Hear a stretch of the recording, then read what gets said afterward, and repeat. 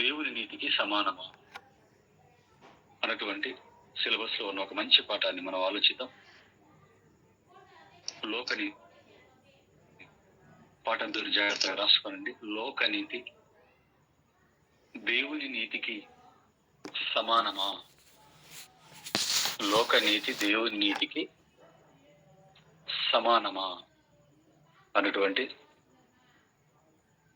ఒక చక్కటి బ్రతుకు పాఠాన్ని దేవుడి పిల్లలమైన మనందరం కూడా నేర్చుకున్నాం. పిల్లరా, దేవుని వర్లారా, బైబిల్ అనేది ఒక మహాజ్ఞాన గ్రంథం. ఈ పరిశుద్ధ వాక్యాన్ని దేవుడు అంతా ఒకేసారి ఇవ్వలేదు. బైబిల్ అసంపూర్ణ స్థితి నుంచి సంపూర్ణ స్థితిలోనికి వెళ్ళిపోయిందన్న సంగతి బైబిల్ విద్యార్థులుగా మీ మనసులో ఈ మాటను ముద్రించుకోవాలి. బైబిల్ అనేది అసంపూర్ణ స్థితి నుంచి సంపూర్ణ స్థితిలోనికి వెళ్ళిపోయింది అన్న ఈ మాట నేను ఎందుకు చెప్తున్నానో ఈ పాఠం చివరిలో మీకు అర్థమవుతుంది. దేవుని పిల్లలారా, నీతి, లోకనీతి దేవుని నీతికి సమానమా అన్నటువంటి పాఠం గురించి ఈ లోకంలో ఉన్న మనుషులు అందరూ కాకపోయినా చాలా మటుకు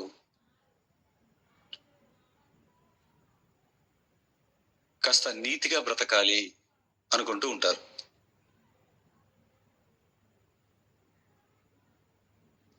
నీతి అనగా ఈ పదానికి వారిచ్చిన నిర్వచనం ఏంటంటే,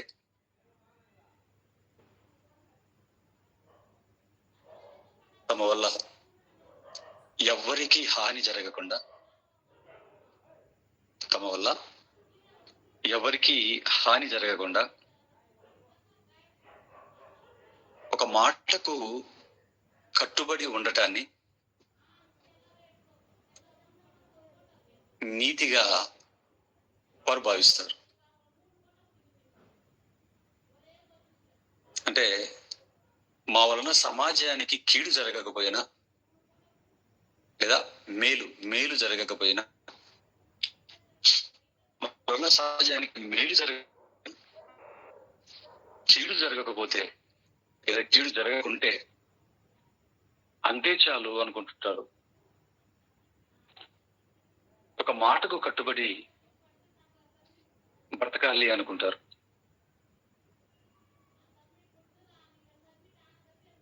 దీనికి సంబంధించి ఎన్నో మాటలు కూడా వాళ్ళు మాట్లాడుతుంటారు. అందరూ బాగుండాలి, అందులో నేను ఉండాలి అంటుంటారు. అందరూ బాగుండాలి, అందులో నేను ఉండాలి. చూసారా, కాస్త మనసు పెట్టి సమాజాన్ని మనం పరీక్ష చేయగలిగితే అంటే కొన్ని మంచి మాటలు లేదా వారు మంచివి అనుకుంటున్న మాటలు చాలా మనకు కనబడతాయి. ఇలాంటి వాటిని సమాజం నీతిగా అనుకుని బ్రతుకుతుంది. ఆలోచించిన దేవుని పిల్లరా, ఇతరులకు కీడు చేయకుండా ఉండటం, ఇలా ఇంకా మీరు ఆలోచిస్తే చాలా మాటలు దొరుకుతుంటాయి. పౌలు రాసిన ఆ యొక్క కావ్యాల్లో కానివ్వండి, సమాజంలో మేధావులు అనుకున్న వారు చెప్పిన మాటల్లో కానివ్వండి, లేదా గొప్పవారుగా పేరు తెచ్చుకున్న వారు చెప్పినటువంటి మాటలు కానివ్వండి, వీటిల్లో కొంత నీతి, వారు అనుకున్న నీతి అనేది కనబడుతూ ఉంటుంది. ఉదాహరణకి ఒక మాట చెప్పాడు ఒక ఆయన, దేశం అంటే మట్టి కాదోయ్, దేశం అంటే మనుషులోయ్, వట్టి మాటను కట్టిపెట్టి గట్టి మేలు చేపట్టబోయ్ అన్నాడండి గురజాడ అప్పారావు గారు. విజయనగరంలో పుట్టి పెరిగినటువంటి గురజాడ అప్పారావు గారు ఈ మాటను రాశారండి. ఏమండి, మరి ఇది అంతా కరెక్టే. అంటే మనుషులు వట్టి మాటను గట్టిపెట్టి గట్టి మేలు తలపెట్టబోయ్ అన్నాడు. బాగానే ఉంది, కానీ గట్టి మేలంటే ఏంటో సమాజానికి తెలియదు. గట్టి మేలు అంటే ఈ సమాజం ఏమనుకుంటుందంటే, ఏదైనా బాగుపడ ఆకలి తీర్చడము, వ్యవసాయానికి సంబంధించిన ఏదైనా ఒక మందులు కనిపెట్టడం, బట్టలు లేని వారికి బట్టలు ఇవ్వటం, లేదా ఊరికి ఏదైనా ఒక చెరువులు లాంటివి తవ్వించడము, లాంటివి వేయించడము, చెట్లు లాంటివి నాటించడము, ఇలాంటి వాటిని గట్టి మేలుగా వారు భావిస్తుంటారు. కానీ ప్రియులారా, అసలు గట్టి మేలు అంటే ఏంటో వారికి తెలియదండి. ఇలాంటి వసతుల గురించి వారు ఆలోచించుకున్నారే తప్ప గట్టి మేలు అంటే ఏంటో వారికి తెలియదు. అది బైబిలే చెప్పింది. ఇది కూడా పాఠం ముగింపులో మీకు అర్థమవుతుంది. గట్టి మేలు అంటే ఏంటో చెప్తాను. పిల్లరా, ఒకవేళ అప్పటికి మర్చిపోతారేమంటే ఒకవేళ మీరు అనుకుంటే, మట్టి లోకంలో పుట్టిన మనిషిని మహాలోకానికి తీసుకువెళ్లే కార్యక్రమాలను సమాజం పట్ల చేపట్టడమే గట్టి మేలు. పిల్లరా, గట్టి మేలు అంటే శాశ్వతమైన మేలు. ఈ లోకంలో శాశ్వతమైన మేలు ఏమైనా ఉన్నాయేమో చెప్పండి. చెరువులు తవ్విస్తే శాశ్వతంగా ఉంటాయా? మంచినీళ్ళు ఏర్పాటు చేస్తే ఆకలితో ఉన్న వారికి అన్నం పెట్టడం, బట్టలు లేని వారికి బట్టలు ఇవ్వటం, ఊరికి రహదారులు వేయించటం, చెట్లు నాటించటం, ఇవి శాశ్వతంగా ఉంటాయంటారా? మనిషికి శాశ్వతమైన మేలును తలపెడతాయంటారా? గట్టి మేలు అంటే గట్టిదైన ఆత్మకు నాశనాన్ని తప్పించి పరలోకానికి నడిపించే ఆ పని గట్టి మేలండి. ఆత్మను పరలోకానికి మధ్య లోకంలో ఉన్నటువంటి ఆత్మని, మానవ దేహాల్లో ఉన్న ఆత్మలని పరలోకానికి పంపించే ఆ తలపెట్టే మేలే గట్టి మేలు. పిల్లలు ఆలోచించండి. అంటే ఉద్దేశాలు మంచివే, కానీ ఆ ఉద్దేశం దేవుని స్థాయికి సరిపోదండి. అలాగే మరొక కవి ఒక శతకం రాశాడండి. సుమతి శతకం అని ఒక శతకం రాస్తూ, లోకం అనుకుంటున్న నీతి గురించి చెప్తున్నాయని మీకు ఒక శతకం రాస్తూ ఆ సుమతి శతకంలో ఒక మాట అన్నాడండి. ఒక పద్యం రాస్తూ, అక్కరకు రాని చుట్టం లోకం అనుకుంటున్న నీతి చెప్తున్నానండి. మేలు, ఇది నీతి అండి, అలా ఉంటే మనకు బాగుంటుందండి, అలాగే ఉండాలండి అని చెప్పుకుంటుంటారు. అక్కరకు రాని చుట్టము మురక్కిన వరమీయని వేల్పు, యుద్ధమున తానెక్కిన వారని గుర్రము, గ్రక్కున విడవంగ వలయుర సుమతి అన్నాడండి. ఏమండి, సుమతి శతకంలో రాసిన పద్యం అండి అది. ఆ కవి ఏం రాశాడంటే, శతకాన్ని రాస్తూ, అక్కరకు రాని చుట్టము అంటే నీ అక్కరలో నేను ఆదుకోలేనటువంటి, నీ అక్కరకు ఉపయోగపడే చుట్టం ఎవరైనా ఉంటే అతను విడిచిపెట్టు అన్నాడు. ఎలాగా గ్రక్కున అంటే వెంటనే విడిచిపెట్టున్నాడు. ఆ తర్వాత మరో తప్పు మాట మాట్లాడాడండి. మురొక్కిన వరవి అని వేల్పు అన్నాడు. దీని అర్థం ఏంటో తెలుసా పిల్లారా? ఏదైనా నీకు అవసరం ఉంటే దేవుని మురికితే, నువ్వు మురికినటువంటి ఆ దేవుడు నీకు వరం ఇవ్వలేదనుకో, గ్రక్కున విడు అంటే వెంటనే విడిచిపెట్టేసేయి.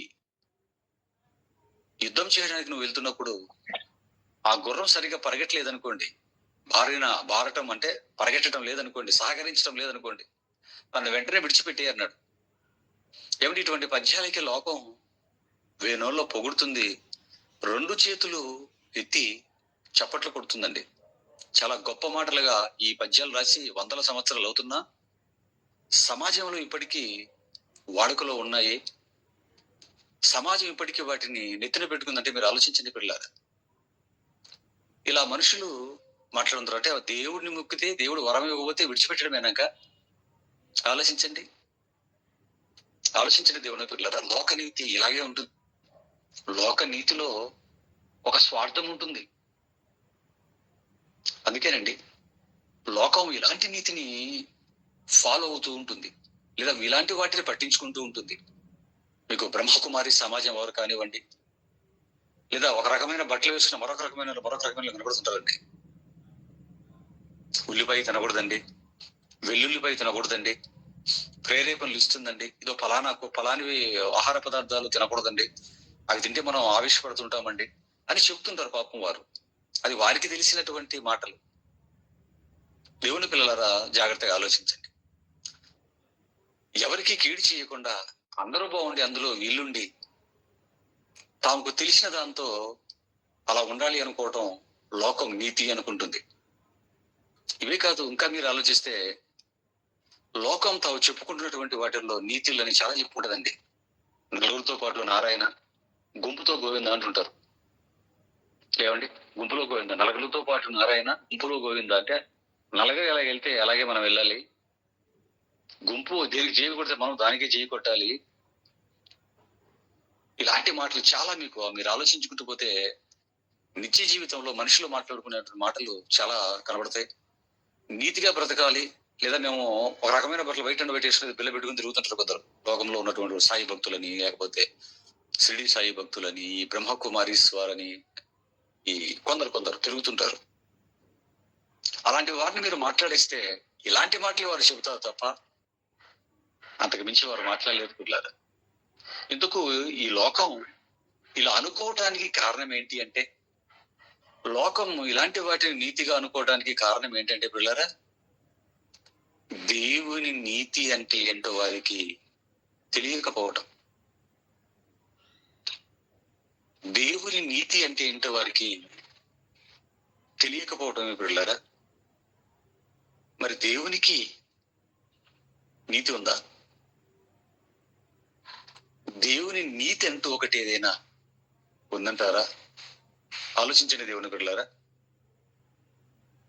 మనిషికి దేవుని నీతి తెలియకపోతే ఏం జరుగుతుందో ఒకసారి బైబిల్ విప్పి మనం చూడగలిగితే, మనిషికి దేవుని నీతి తెలియకపోతే, ఈ సమాజానికి దేవుని నీతి తెలియకపోతే ఏం జరుగుతుందో దేవుడు చెప్పాడండి బైబిల్లో.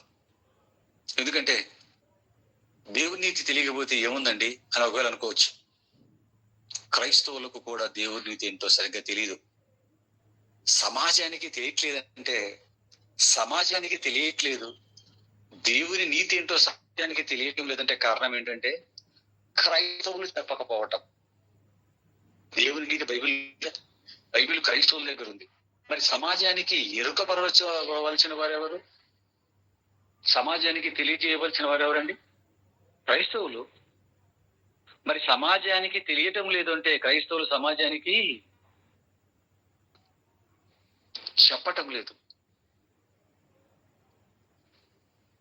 పై మాటలు చెబుతున్నారే తప్ప, పై మాటలను ప్రకటిస్తున్నారే తప్ప దేవుని నీతి అంటే ఏంటో సమాజానికి క్రైస్తవులే చెప్పట్లేదు. కారణం వీరికి తెలియటం లేదు కనుక. వీరికి తెలియదు కనుక పిల్లరా, మంచిది. అందుకనండి దేవుని నీతి తెలియకపోతే ఏం జరుగుతుందో ఒక మంచి మాట చూడండి. రోమిలకు రాసిన పత్రిక 10వ అధ్యాయం 2-3 వచనాలు చూడండి. అపోస్తలుడైన పౌలు గారు రోమిలకు రాసిన పత్రిక 10వ అధ్యాయం, రోమిలకు రాసిన పత్రిక 10వ అధ్యాయం 2వ వచనం 3వ వచనం. రోమిలకు రాసిన పత్రిక 10వ అధ్యాయం 2-3 వచనాలు చూడండి పిల్లరా. వారు దేవుని యందు ఆసక్తి గల వారిని గురించి సాక్ష్యం ఇచ్చుచున్నాను, అయినను వారి ఆసక్తి జ్ఞానానుసారమైనది కాదు అన్నాడు. ఇంతకు పౌలు మహాశయుడు వారు అని ఎవరి గురించి చెబుతున్నాడు? ఎవరి గురించి ఇక్కడ ఉద్దేశించి మాట్లాడుతున్నాడు ఆయన అని మనం ఆలోచిస్తే ఒక వచనం మొదటి వచనానికి వెళ్ళిపోతే మీకు అర్థమవుతుంది ఎవరిని ఉద్దేశించి మాట్లాడుతున్నాడు. సహోదరులారా, ఒకటో వచనం, సహోదరులారా, ఇశ్రాయేలీయులు రక్షణ పొందవలెనని నా హృదయాభిలాషయు వారి విషయమై నేను దేవునికి చేయు ప్రార్థన ఉన్నది. అంటే పౌలు గారు ఇక్కడ ఎవరి గురించి మాట్లాడుతున్నాడు అన్నమాట? ఇశ్రాయేలు జనాంగం గురించి మాట్లాడుతున్నాడు. ఏ జనాంగం నుంచి తను పుట్టాడో తన స్వజనం గురించి మాట్లాడుతున్నాడు. తన స్వజనం గురించి, ఇశ్రాయేలీయుల గురించి మాట్లాడుతూ రెండవ వచనానికి రాగానే ఏమంటున్నాడు మహానుభావుడు అంటే, వారు దేవుని యందు ఆసక్తి గలవారని వారిని గురించి సాక్ష్యం ఇచ్చుచున్నాను అన్నాడు. చూడండి, అంటే వీరు ఇశ్రాయేలీయులండి. ఇశ్రాయేలీయులు అనగా దేవుని పిల్లలు. కొన్ని వేల సంవత్సరాలుగా దేవుని ప్రజలుగా, దేవుని జనాంగంగా, దేవుని పిల్లలుగా ప్రపంచం చేత లేదా ప్రపంచ ప్రజల చేత పిలువబడిన వారు ఈ ఇశ్రాయేలీయులు. వీరి గురించి మాట్లాడుతున్నాడు. ఎవరినైతే దేవుని జనం, దేవుని జనాంగం, దేవుని ప్రజ, దేవుని పిల్లలు, దేవుని వారు అని ఎవరి గురించి అయితే ఈ ప్రపంచం తన నోటితో పొగుడుతోందో, మాట్లాడుకుంటుందో, ఆ దేవుని ప్రజలు అనుకునే వారి గురించి అపోస్తులైన పౌలు గారు పరిశుద్ధాత్మ ప్రేరణతో వ్రాస్తూ ఏమంటున్నాడంటే, వారు దేవుని యందు ఆసక్తి గలవారని వారిని గురించి సాక్ష్యం ఇచ్చుచున్నాను అన్నాడు. ఇశ్రాయేలీయులకు దేవుడి పట్ల ఏముందంటే ఆసక్తి ఉందటండి. ఇందులో తిరగలేదు అన్నాడు. చూడండి, వారు దేవుని యందు ఆసక్తి కలిగిన వారని, ఇదిగో పౌలనే నేనే వారి మధ్య పుట్టి పెరిగాను, వారి నుంచే వచ్చాను, నేను వారిని చూశాను పుట్టినప్పటి నుంచి, కాబట్టి నేను చెబుతున్నాను అని సాక్ష్యం ఇస్తున్నాను వాళ్ళ గురించి. ఇది పౌలు గారు ఇశ్రాయేలీయుల గురించి ఇచ్చిన సాక్ష్యం అండి. వారు దేవుని గురించి ఆసక్తి గలవారు. అంటే ఇశ్రాయేలీయులకు దేవుడి గురించి ఆసక్తి లేదా అంటే ఉంది, ఆసక్తి అయితే ఉంది అన్నాడు.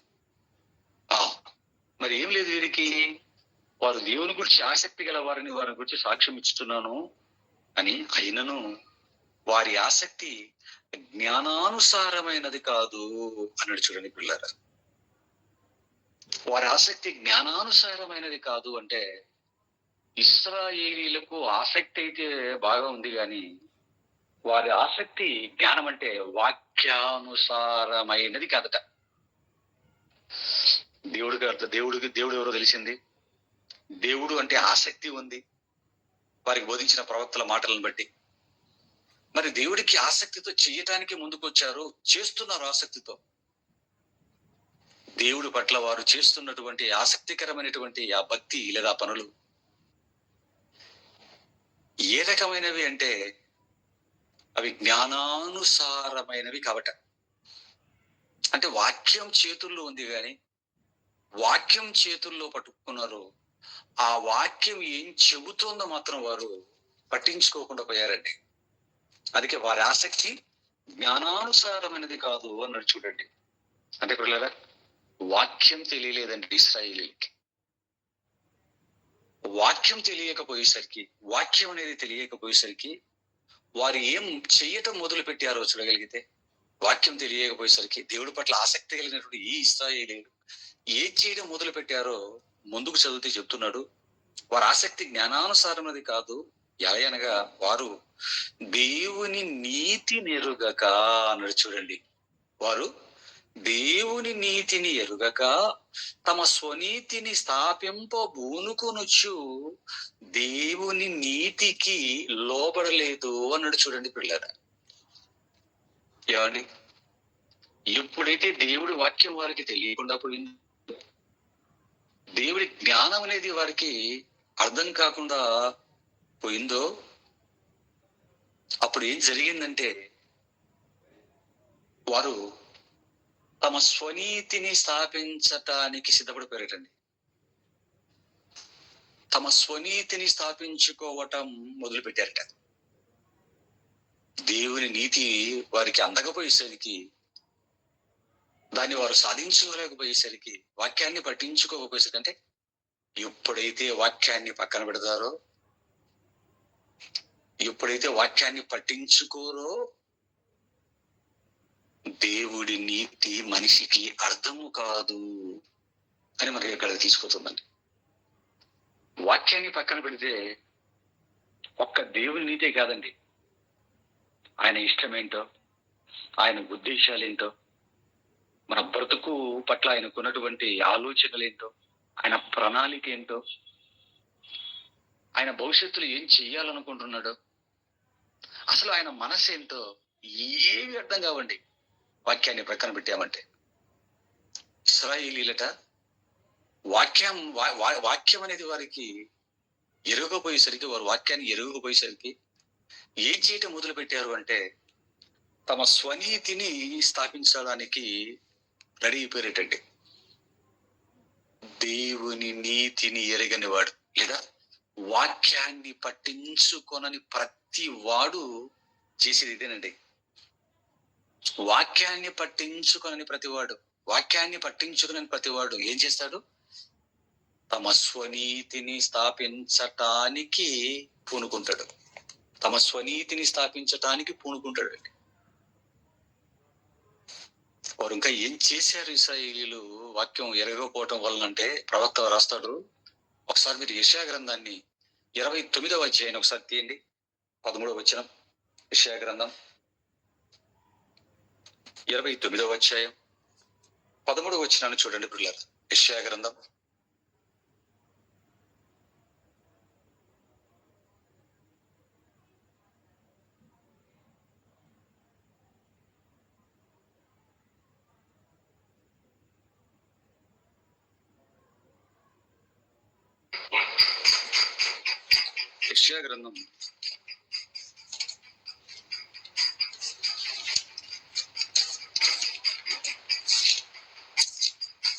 29వ అధ్యాయం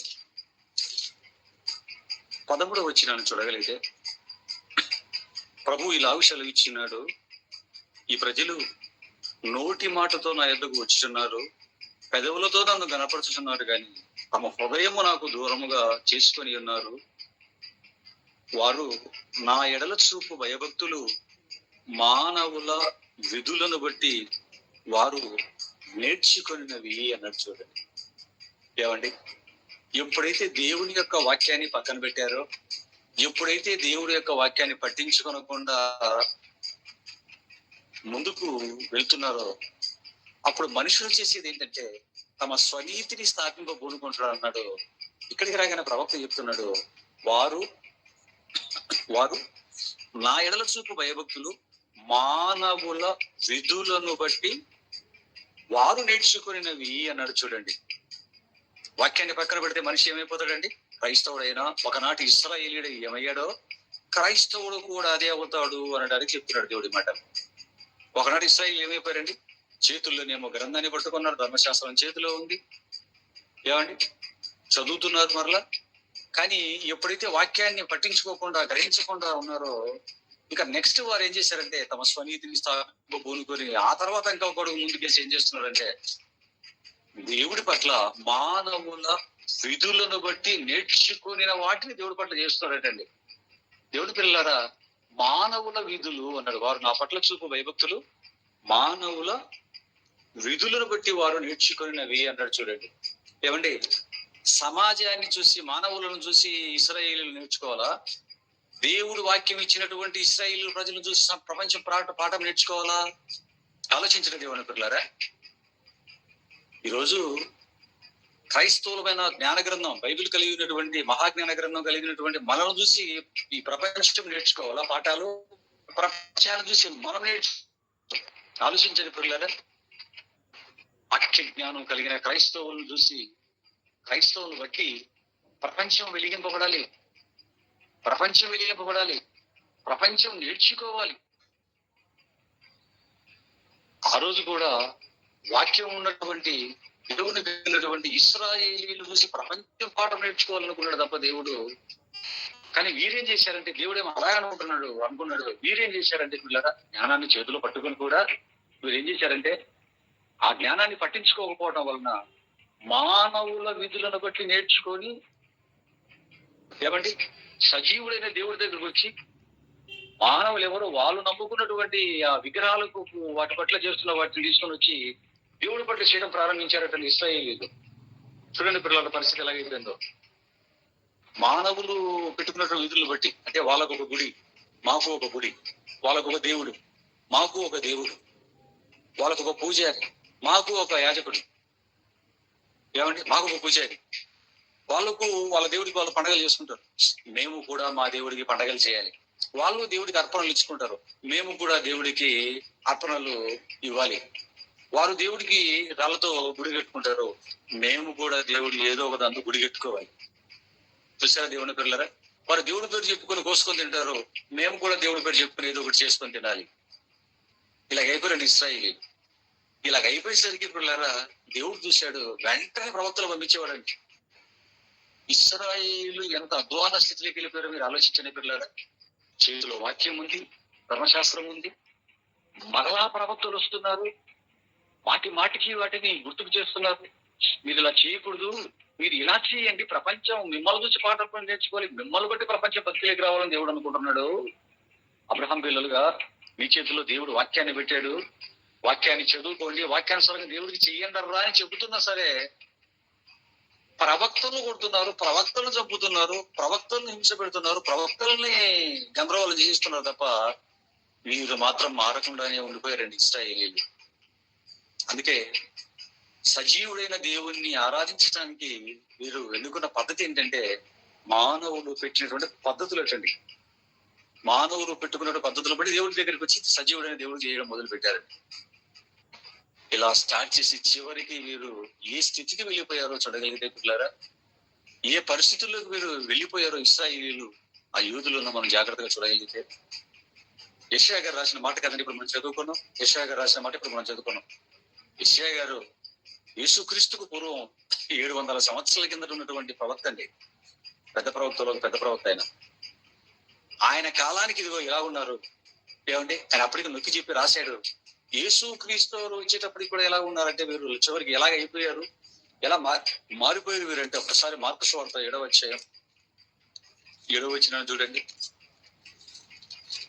మార్కు సువార్త 7వ అధ్యాయం 7వ వచనం. మార్కు సువార్త 7వ అధ్యాయం చూడండి నాన్న, 7వ వచనం. మార్కు సువార్త 7:7. ఏమండి వారు అదే వచనాన్ని ఇక్కడ యేసుక్రీస్తు వారు కోట్ చేశాడండి. యెషయా గారు రాసి, వారు మానవులు కల్పించిన పద్ధతులు దేవోపదేశంలోని బోధించుచు నన్ను వ్యర్థముగా ఆరాధించుదురు అన్నాడు. చూడండి వారు ఏం చేశారంటే దేవుడి వాక్యాన్ని పట్టించుకోక, దేవుడి వాక్యం అర్థం కాకపోయేసరికి మానవులు కల్పించిన పద్ధతులను దేవుడి పట్ల చూపుతూ అందరితో ఆగకుండా ఎక్కడికి వెళ్ళిపోయారు వీళ్ళంటే, ఏ స్థాయికి వెళ్ళిపోయారంటే మానవులు కల్పించిన పద్ధతులు దేవుని ఉపదేశాలు, దేవోపదేశములని బోధించే దేవుని ఉపదేశాలు అని బోధించేస్తున్నారట. ఇక ఫస్ట్ చేశారు. ప్రపంచంలో మనుషులందరూ వారి బొమ్మలకు చేస్తున్నటువంటి ఆరాధనలు, పద్ధతులు, ఇవన్నీ ఆచారాలు ఇవన్నీ చూశారు. అలాంటివి ఇక్కడ స్టార్ట్ చేశారు. అందరితో ఆగకుండా ఏ స్థితికి వెళ్ళిపోయారంటే ఆ మానవులు కల్పించిన పద్ధతులనే దేవుని ఉపదేశాలు అని బోధించడం ప్రారంభించారట. అవే బోధిస్తున్నారట, అవే నేర్పిస్తున్నారట. పిల్లలు మీరు ఆలోచించండి. ఇలా చేసి వ్యర్థమైన ఆరాధనకు తెరతీశారండి. మానవులు కల్పించిన పద్ధతులను పాటిస్తూ వాటినే దైవోపదేశాలుగా బోధిస్తూ చివరికి ఇవి ఎక్కడికి వారిని నడిపించాయి అంటే నన్ను వ్యర్థముగా ఆరాధించుదురు అంటే వ్యర్థమైన ఆరాధనకు దారితీశాయి. అంటే మనుషులు కల్పించిన పద్ధతులు వాక్యం పట్టుకొని కల్పించిన, వాక్యము పట్టుకొనక కల్పించిన, వాక్యము పట్టుకొని కల్పించిన, వాక్యము పట్టుకొనక కల్పించిన మనుషులు ఏర్పరిచిన పద్ధతులు వ్యర్థమైన ఆరాధనలోనికి సమాజాన్ని తీసుకువెళతాయి అని వాక్యం ఇక్కడ మనకు సాక్ష్యం ఇస్తుందని. అను వ్యర్థముగా ఆరాధించుదురు అని వ్రాయబడినట్టు వేషధారులైన మిమ్మల్ని గూర్చి యెషయా ప్రవచించినది సరే.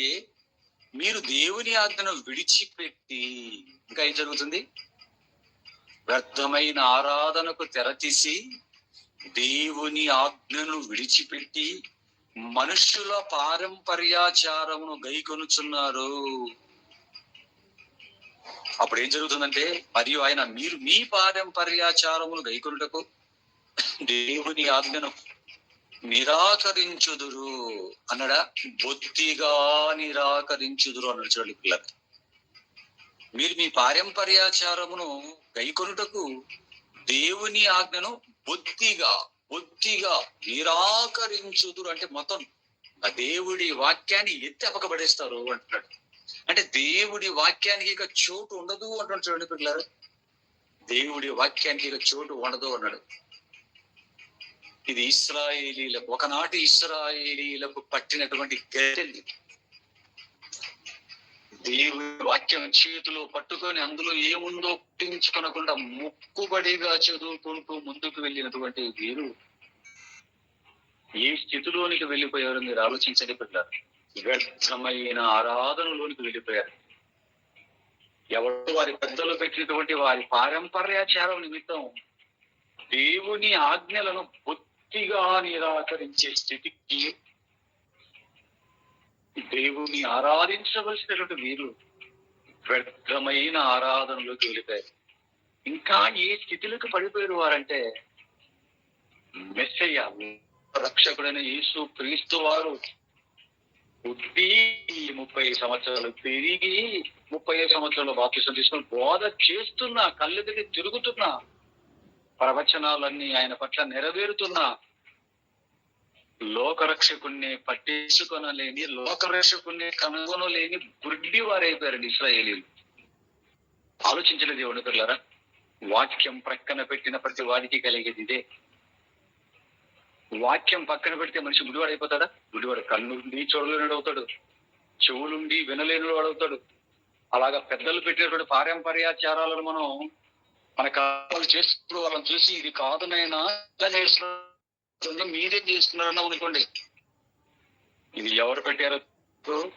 ఫలానా భక్తులు పెట్టే ఫలానా నువ్వు ఆయనకంటే గొప్పవాడవా, ఆయనకంటే ఎక్కువ సంగతిన వాడవా, ఎక్కువ మంది జనాలను గూర్చిన వాడవా, ఎందుకంటే పబ్లిసిటీ తెచ్చుకున్న వాడవా, ఆయన కట్టిన సంఘాలు కట్టి ఆయన కూర్చునేటువంటి అంతమంది జనాలను కూర్చి అప్పుడు చెప్పు బాబు మీ మాటలు వింటాం కదా చెప్పారు. మీరు ఎవరు పెట్టారు అనుకున్నారు? అలా నా చూసుకొని పెద్ద భక్తుడు పెట్టాడు అంటాడు. అన్న వాయిస్ బ్రేక్ అవుతుంది అన్న వాయిస్ బ్రేక్ అవుతుంది. మీరు ఒకసారి మీ నీటి సరిగ్గా లేదు చూసుకోండి. మీరు ఒకరే చెప్తున్నారు, మిగతా వాళ్ళు కూడా చెప్పండి. అయినా ఏమిటి మిగతా వాళ్ళు కూడా బాగా వస్తుందా, ఏదైనా కట్ అవుతుంది చెప్పండి.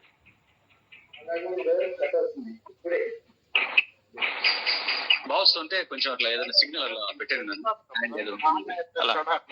అలా మీరు స్పీకర్ ఆఫ్ చేసుకోండి. మిగతా వాళ్ళు కూడా చెప్పండి. అన్న ఒకరు చెప్తున్నారు, మిగతా వాళ్ళు కూడా చెప్పండి.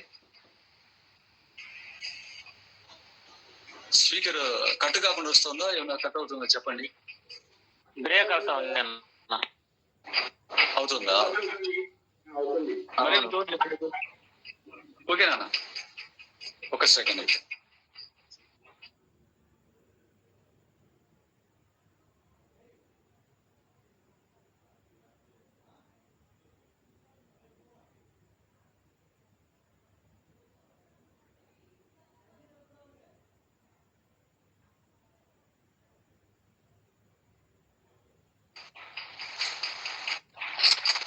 ఇప్పుడు చూడండి. ఇప్పుడు బాగుస్తుందా? ఇప్పుడు బాగుస్తుందా? కొంచెం మాట్లాడుతున్నా. ఇప్పుడు బాగా వస్తుందా? చెప్పండి. వస్తుందా? Okay okay, very good very good. వినండి ఏమండి అంటే ఫలానా మనిషి ఫలానా భక్తులు పెట్టాడు ఇది ఇప్పటి నుంచో కొన్ని వందల సంవత్సరాలుగా లేదా కొన్ని దశాబ్దాలు వస్తున్నది ఇది. వినలేక మన పుట్టి మీరు ఇప్పుడు తప్పు అంటారా? నీకేం తెలుసు? నీ వయసు ఎంత? నీ బ్రతుకెంత? నీకున్న జ్ఞానం ఎంత? నీ పరిస్థితి ఏంటి? ఏమండి ఇలా చెబుతున్న వ్యక్తులను వెటకారం చేయడం అనేది మనం చూడగలుగుతాం. దేవుని పిల్లలారా, ఆ రోజు కూడా యేసు క్రీస్తు ప్రభులు వారిని ఇలాగే వెటకరించారండి, అపహాస్యం చేశారండి. యాజకులు, పరిసయ్యులు, సద్దూకయ్యులు యేసు క్రీస్తు వారిని కళ్ళ ముందే మెస్సియా తిరుగులాడుతున్నా, కళ్ళ ముందే లోకం వచ్చి ఇది కాదు ఇది అని చెబుతున్నా వారు విన్నారా? దిద్దుకున్నారా? చెప్పండి పిల్లలారా. దిద్దుకోకపోను ఆయనలో తప్పులు పట్టడానికి ఇతను వడ్లవాణి కుమారుడు కాదా? ఇతని సహోదరులు సహోదరిమణులు మన మధ్య ఉన్నారు కదా? ఇతని తండ్రి ఏసేవు కాదా? ఆ చెక్క పని చేసుకునేవాడు పుట్టి నజరేతు ప్రాంతంలో పుట్టి వచ్చి ఇప్పుడు నిండా కొడితే 30 ఏళ్ళు లేవు సరిగ్గా.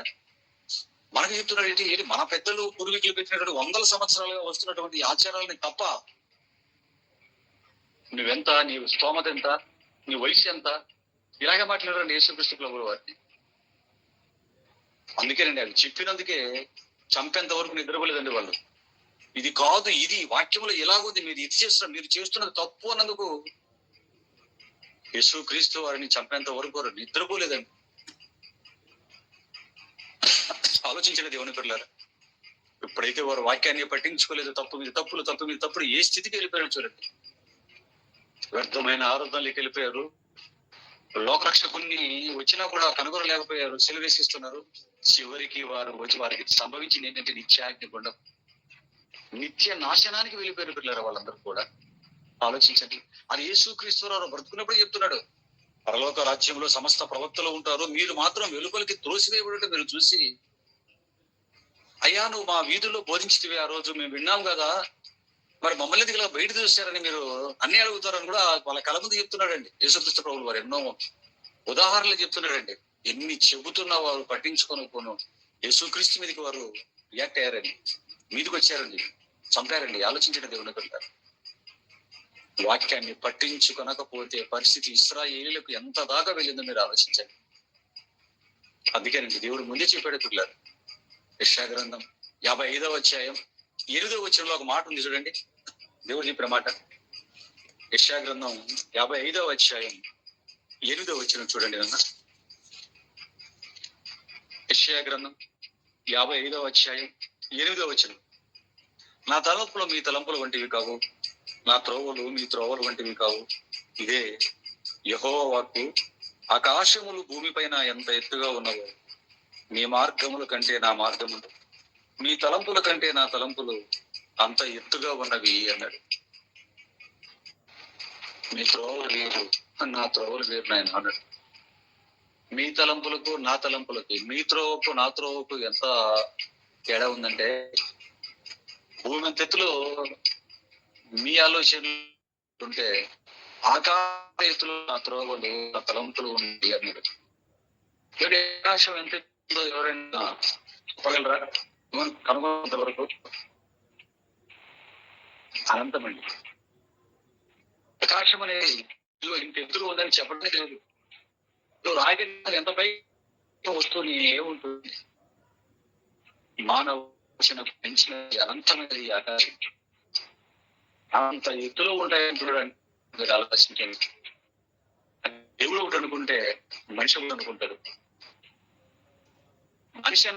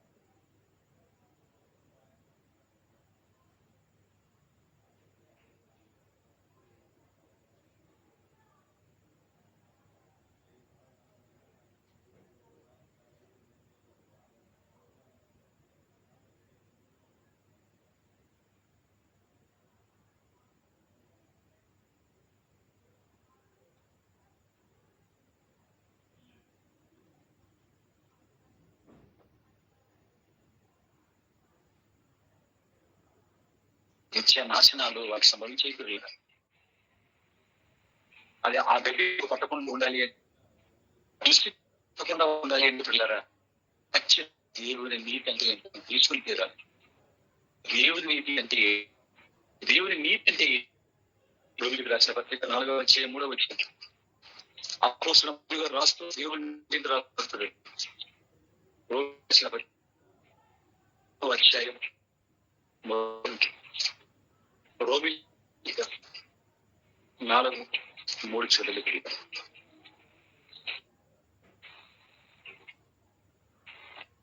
ఇక్కడ ఏమి చూపిస్తుంది? అబ్రహాము నమ్మెను, అది అతని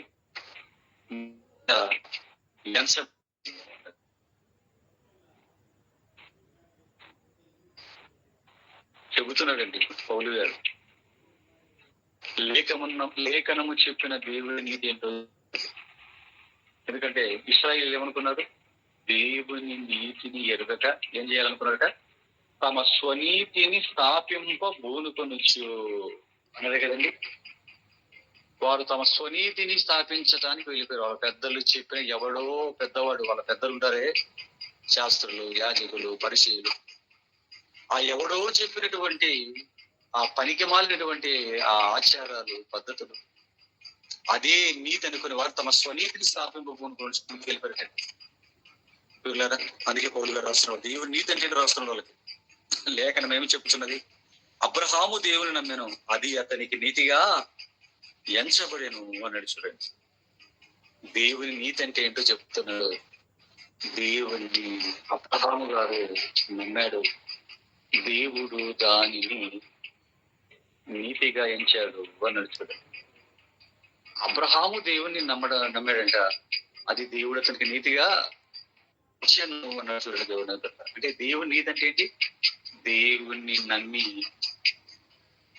ఆ నమ్మిక చెప్పున బ్రతకటమే దేవుని నీతి అన్నాడు. చూడండి, దేవుని పిల్లలు అబ్రహాం గారు ఏం చేశారట? దేవుని నమ్మాడట, దాన్ని దేవుడు నీతిగా ఎంచాడటండి. దేవుని పిల్లరా, ఆ కాలంలో అబ్రహాము గారు ఒక్కడే దేవుని నమ్మాడా? ఆయన ఒక్కడే దేవుని నమ్మాడా? అప్పుడు ప్రపంచంలో ఉన్న ప్రజలు ఎవరు దేవుని నమ్మలేదంటారా? చెప్పండి పిల్లరా. అబ్రహాం గారు మాత్రమే కాదండి, అప్పుడు ఉన్నటువంటి ప్రజలు అందరూ కూడా దేవుణ్ణి నమ్ముకున్నారు పిల్లలు. అయితే అందరూ నమ్మటానికి, అబ్రహాం గారు నమ్మటానికి మరి తేడా ఉందా లేదా? ఉన్నటువంటి ఆ తేడా ఏంటి అని మనం ఆలోచిస్తారండి. ఆ రోజున్నటువంటి ప్రజలు దేవుని నమ్ముకుంటే ఎందుకు నమ్ముకున్నారంటే వారి అవసరాల కోసం నమ్ముకున్నారు. వారి శరీర అవసరతలు తీర్చుకోవటానికి, వారి ఆశలను, వారి కోరికలను నెరవేర్చుకోవటానికి దేవుని నమ్ముకున్నారు. దేవుడి పట్ల కార్యక్రమాలు జరిగించుకున్నారు. కానీ అబ్రహాం గారు అలాంటి ఆశ లేదు, అలాంటి ఆశయాలతో దేవుని నమ్ముకోలేదండి. దేవుని నమ్మితే నాకు ఆస్తులు ఇస్తాడను, లేదా నాకు పిల్లలు ఇస్తాడను, నాకు ఆరోగ్యాన్ని ఇస్తాడను, ఏమండి నాకు అంతస్తులు పెంచుతాడు అను, లేకపోతే నాకు మంది మార్బలాన్ని ఇస్తాడు, పరిపూర్ణమైనటువంటి ఆరోగ్యాన్ని, శక్తిని, బలాన్ని ఇస్తాడు, రోగాలు రాకుండా నిలబెడతాడు, అప్పుల పాలు కాకుండా చేస్తాడు. ఇలాంటి ఆశల కోసము, తన హృదయంలో పుట్టే కోరికలను నెరవేర్చుకోవడానికి ఆ కాలం ఉన్నటువంటి అందరిలాగా అబ్రహాం గారు దేవుని నమ్మలేదు పిల్లలు. అబ్రహాం గారు దేవుని నమ్మటంలో ఆశలు కనిపించవు, ఆయన కోరికలు కనిపించవు పిల్లలు. అబ్రహాం గారు దేవుని నమ్మటంలో మనకేం కనపడుతుందంటే ఒక త్యాగం కనపడుతుంది, ఒక త్యాగం కనపడుతుంది పిల్లలు, ఒక కష్టం కనపడుతుంది, దేవుడి కోసం ఏదో చెయ్యాలి అనేటువంటి ఒక తపన కనపడుతుంది. దేవుని యొక్క ఆశలను నెరవేర్చాలి, దేవుణ్ణి గొప్ప చేయాలి, దేవుణ్ణి గొప్పగా సమాజానికి చూపించాలి అన్నటువంటి ఆ తపన అబ్రహాం గారి జీవితంలో మనకు కనపడుతుంది. ఒక గొప్ప త్యాగం అబ్రహాం గారి జీవితంలో మనకు కనపడుతుంది పిల్లరా. మీరు నిజంగా ఆదికాండానికి వెళ్ళి అబ్రహాం గారి ఇప్పుడు కొత్త ఉందండి, మీకు ఆలోచించి అంతా అయిపోతుంది. ఉంటేనే కన్నీళ్ళు కూడా మనం కానీ అర్థం చేసుకుంటే భవిష్యత్తులో నిజంగా కన్నీళ్ళు మనిషికి. ఎందుకంటే దేవుడు రమని పిలిచినప్పుడు తెలియకుండా బయలుదేరారు. 1,000 కిలోమీటర్లు నడకనండి ఈ ప్రాంతాలలో. తన దాసుల్ని పశువుల్ని తన రాజ్యాన్ని వెంట పెట్టుకొని 1,000 కిలోమీటర్ల పనిచేరి త్యాగం మనకు కనబడుతుంది. అబ్రహాం గారి యొక్క జీవితాన్ని త్యాగాన్ని మనం ఆలోచించినప్పుడు దేవుడు బిడ్డనిస్తాడు, సంవత్సరాలు మరో దేవుడు బిడ్డను రగ్గాడు. అబ్రహాంటే వాళ్ళు ఒకగానొక లేటిగా పుట్టినటువంటి తన కొడుకు చంప అక్కడ పడి కక్కి పైకి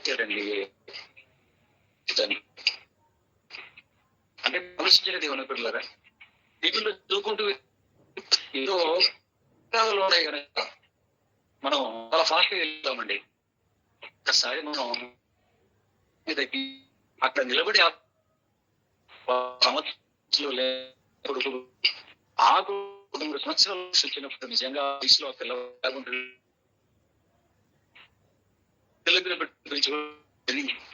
నాకు భయం కానీ మా బయలుదేరాడు ఉన్నటువంటి మీరు ఆలోచన దేవుడు అండగాని వాడు అయినప్పటికీ మనం 2,000 వస్తున్న సమాజానికి బైబిల్ పట్టుకుని ఏదైతే అర్థమైందో, బైబిల్ పట్టుకుని ఏమి ఎక్కువ అర్థం చెప్పండి పిల్ల. వాడు బైబిల్ లేకుండా దేవుడి దగ్గర కోసం అంటారు.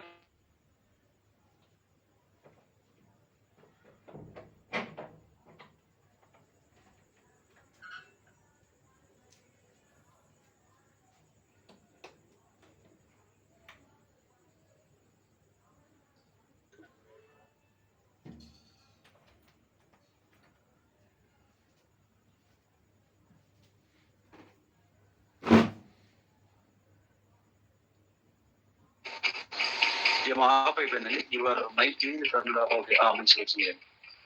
పిల్లరా ఆలోచించండి. నా మైక్ కొట్టగానే టకటకటక మీరు దయచేసి మీరు ఎందుకు లెఫ్ట్ అయ్యారండి? కొందరు లెఫ్ట్ అయిపోయినట్టున్నారు. ఏదైనా ప్రాబ్లం వచ్చి నా మైక్ అడిగితే మళ్ళీ నేను జాయిన్ అవుతాను. మీరేం ఇబ్బంది పడుతుంది. వాయిస్ బాగా వినపడుతుంది కదండి?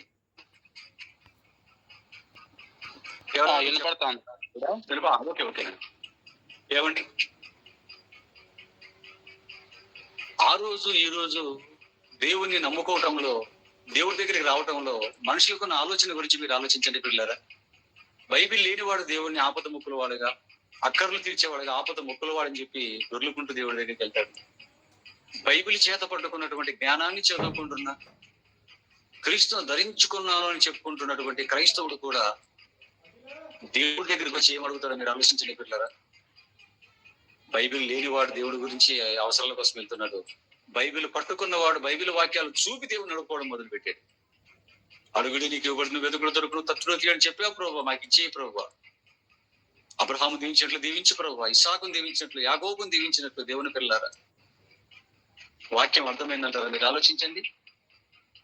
అబ్రహాం గారు దేవుణ్ణి నమ్మటాన్ని దేవుడు అతన్ని ఎందుకు నీతిగా ఇచ్చాడు? అబ్రహాం గారి కంటే పిల్లరా, అబ్రహాం గారు దేవుని నమ్మకంలో ఒక త్యాగం కనబడుతుంది, ఒక కష్టం కనబడుతుంది, తన విశ్వాసానికి ఒక పని కనబడుతుంది పిల్లరా. తన బ్రతుకునే చేసుకున్నటువంటి ఒక విధానం కనబడుతుందండి. నిజంగా అబ్రహాం గారి జీవితంలో ఒక సంఘటన జరుగుతుందండి. ఆ సొదొమ రాజు, ఆ సొదొమ అబ్రహాముకు ఆస్తిని వాళ్ళనుకుంటాడు. ఆస్తిని ఐశ్వర్యిస్తుంటే అబ్రహాం గారు ఏమన్నారు పిల్లరా? అబ్రహాం గారు ఏమాచారో చూసే పిల్లలు నిజంగా చూడండి అన్నమాట. ఆదికాండం 14 వచ్చే 20 చూడండి. ఆదికాండం 14 21 వచ్చిన చూడండి. ఆ సొదొమ రాజు అబ్రహాం గారికి ఆస్తి ఇస్తుంటే అబ్రహాం గారు మాట్లాడిన మాట చూడండి.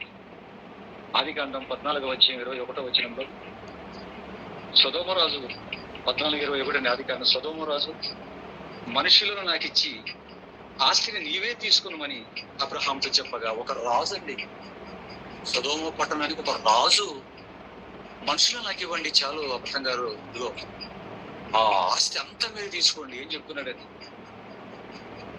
అప్పుడు అబ్రహాం గారు ఏమన్నాడు చూడండి, అబ్రాము నేనే అబ్రామును ధనవంతునిగా చేస్తానని నీవు చెప్పుకుంటున్నట్లు ఒక నూలు పోగైనను చెప్పున వారైనను నీ వాటిలో ఏదైనాను తీసుకునని ఆకాశమునకు భూమికి సృష్టికర్తయ్యను సర్వోన్నతుడు దేవుడునైన యెహోవా ఎదుట నా చెయ్యి ఎత్తి ప్రమాణము చేసి ఉన్నాను. చూసారండి, ఒక రాజు ఆస్తి ఇస్తుంటే ఆస్తి తీసుకోలేదండి. తీసుకోకపోతే ఏం మాట్లాడుతున్నాడు, ఒక నూలు పోగు గాని చెప్పుల వారు గాని, ఒక దారం కూడా మన భాషలో పూచిక పుల్ల కూడా అంటాం చూడండి మన భాషలో. నీ దగ్గర అంటే నీ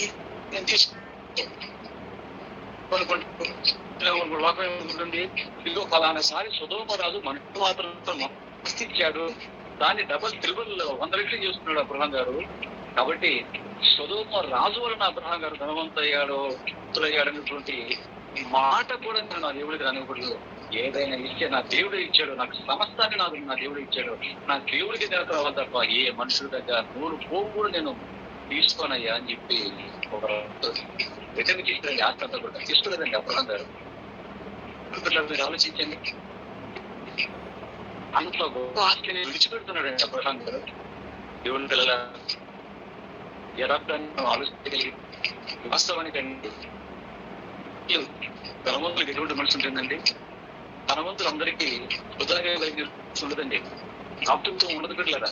ఎక్కువ మంది ధనవంతులకి ఎలా మనసు ఉంటుందంటే విశ్రాంతం ఉంటుంది. రూపాయి 10 రూపాయలు రాకుండా మనసు ఉంటుంది.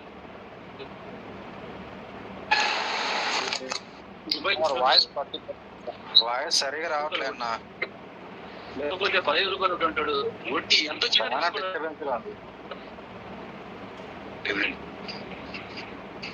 ఆలోచించండి.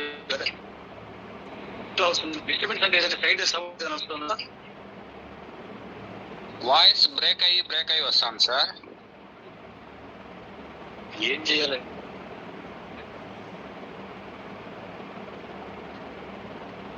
ఎందుకంటే నాకు నెట్ అలాగే వస్తుందండి. ఇక్కడ నేను బయటికి వెళ్ళి చేయగలి కదా, ఎలా వస్తుంది బయట. ఇప్పుడు ఎలా వస్తుంది చూడండి అన్న,